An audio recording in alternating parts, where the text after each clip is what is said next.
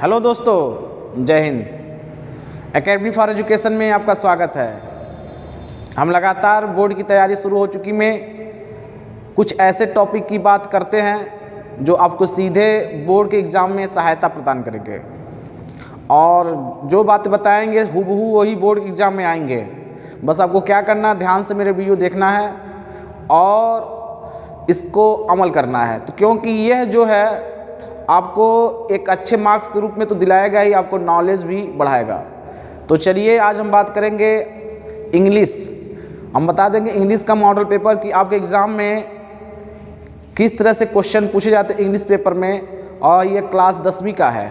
तो ये model paper है और हाफ ईयरली एग्जामिनेशन अभी होने वाले हैं, उसके ऊपर हम वीडियो बना रहे हैं। तो ये आगे चल कर के फिर बोर्ड के लिए बनाएंगे, सेम टू सेम यही पैटर्न होगा जो पैटर्न बताने जा रहे हैं। तो ये 2-3 भाग में बनेंगे, बस केवल 5-6 मिनट का वीडियो होगा और डेली बाय डेली बनाते रहेंगे। आज पहला भाग बनाते हैं, इसके बाद आने वाले समय में दूसरा भाग बनाएंगे। तो चलिए बात कर लेते हैं मॉडल पेपर क्लास 10th का। ये हाफ ईयरली एग्जामिनेशन का है। आपको पता है कि यह 70 नंबर आपके पेपर में आएंगे और 30 नंबर आपको प्रैक्टिकल मिलेगा। तो हम केवल क्या बात करेंगे, 70 नंबर के बारे में बात करेंगे। आपको 3 घंटे 15 मिनट दिए जाएंगे और 15 मिनट जो होगा आपका वो पढ़ने के लिए पेपर दिया जाता है। इसको हम बताएंगे कैसे आपको समय की यूज करना है एग्ज़ाम के समय। तो आज केवल हम बात करेंगे कि कैसे क्वेश्चन को, कितने प्रकार क्वेश्चन आते हैं। तो देखिए नोट में क्या है, this question paper is divided into 4 section. मतलब यह जो क्वेश्चन पेपर होगा, प्रश्न पत्र होगा, वो 4 सेक्शन में डिवाइड होगा। Section A, section B, section C और सेक्शन डी में। इस दूसरा पॉइंट है, all question from the 4 section are compulsory. मतलब जितने भी क्वेश्चन दिए गए हैं सभी क्वेश्चन सभी सेक्शन के क्या होंगे, चारों सेक्शन के अनिवार्य होंगे, कंपल्सरी होंगे। मार्क्स आर इंडिकेटेड अगेंस्ट इस क्वेश्चन। जितने भी मार्क्स दिए जाएंगे क्वेश्चन के सामने लिखे रहेंगे, प्रत्येक क्वेश्चन के सामने क्या लिखे रहेंगे। Read the question very carefully. मतलब आपको पेपर का क्वेश्चन जो होगा ध्यान से पढ़ना है और उसके बाद बिफोर यू आंसर देम, फिर उसका उत्तर देना है। तो हम बात करेंगे सेक्शन ए की। देखिए सेक्शन ए में पहला जो क्वेश्चन होगा, read the following unseen passage and answer the question. एक अनसीन पैसेज दिया रहेगा जो आपको किसी भी, न प्रोस होगा, न पोइट्री होगा, न ही गद्य से होगा, न किसी भी, आपको कहीं दूसरे जगह से कहानी दे देगा पूरा अनसीन पैसेज, और गिवन बिलो इट। इसमें कितने नंबर होंगे, 10 मार्क्स के। तो एक पैसेज दिया रहेगा और पैसेज को हम आगे चल करके बताएंगे किस तरह के पैसे दिए जाते हैं, कैसे आपको समझना है।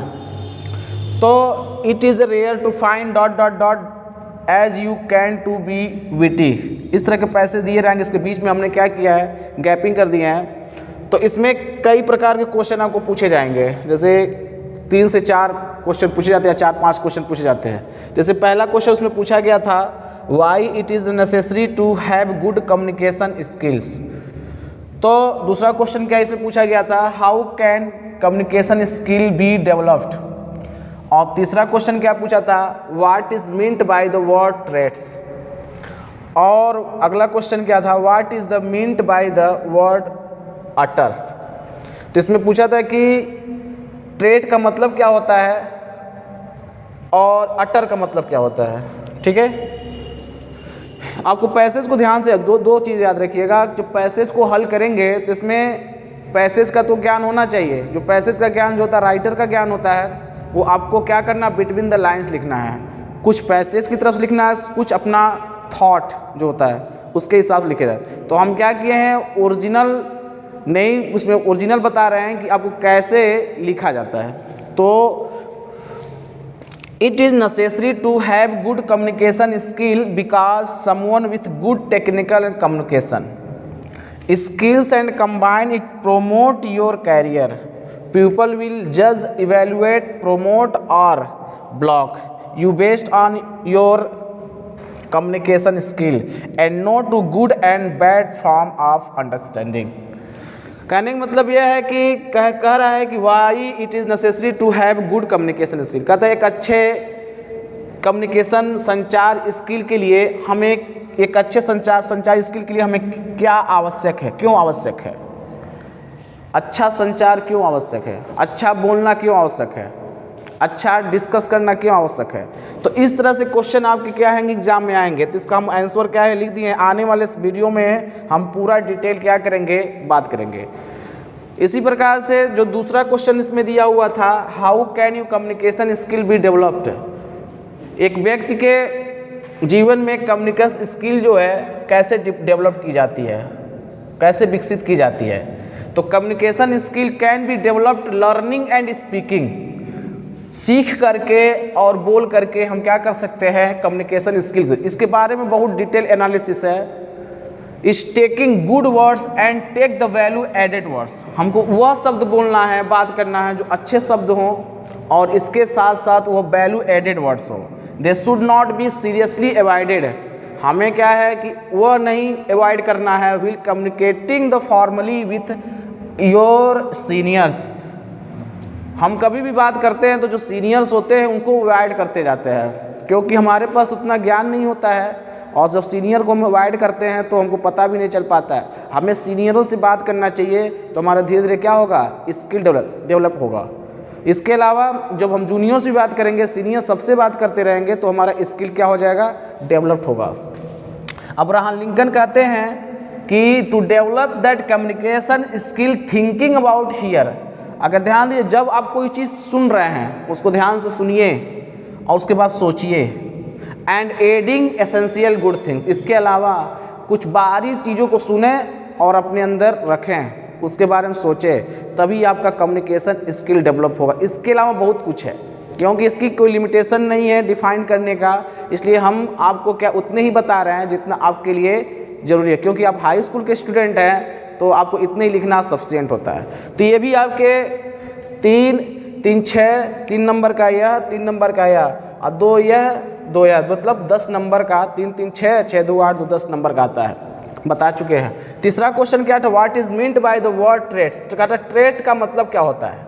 तो ट्रेट्स का मतलब होता है कैरेक्टर, लक्षण। जैसे हमारा लक्षण, हमारे माता पिता के लक्षण होते हैं, वैसे ही हमारे आने वाले जो बच्चे हैं, भविष्य होते हैं बच्चे के, तो उनके अंदर भी यह लक्षण दिखाई देता है। जिस तरह से माता पिता होता है उसी तरह से। अगला है what is meant by the words utter. Utter माने होता है स्पीकिंग, बोलना। अटर माने क्या होता है, स्पीकिंग। तो आपके 10 नंबर क्या हो गए, इसी तरह से कंप्लीट हो जाएंगे। उसके बाद सेक्शन बी से क्या आएंगे, एप्लीकेशन आएंगे और क्या आएंगे, लेटर लिखने के लिए। तो लेटर लिखना थोड़ा कठिन होता है, एप्लीकेशन बचपन से लिखते आ रहे हैं, तो इसलिए आपको 4 मार्क्स इसमें दिए जाते हैं। तीसरा क्वेश्चन क्या आते हैं, आने वाले समय में हम क्या करेंगे, ये एप्लीकेशन के बारे में पूरी तरह से कैसे एक अच्छा एप्लीकेशन लिखा जाएगा और कैसे एक डिस्क्रिप्टिव पैराग्राफ लिखा जाता है उसके बारे में बताएंगे।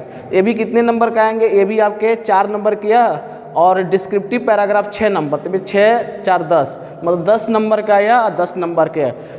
एक रहेगा आपके लिए होमवर्क रहेगा, कह सकते हैं ये अभ्यास क्वेश्चंस। माय मदर पर डिस्क्रिप्टिव पैराग्राफ लिखना है, उनका इंट्रोडक्शन देना है, ड्रेस एंड बिहेवियर के बारे में बताना है, वो हर क्वालिटीज़, उनके क्वालिटीज़ गुणों के बारे में बताना है और लास्ट में कंक्लूजन कर देना है।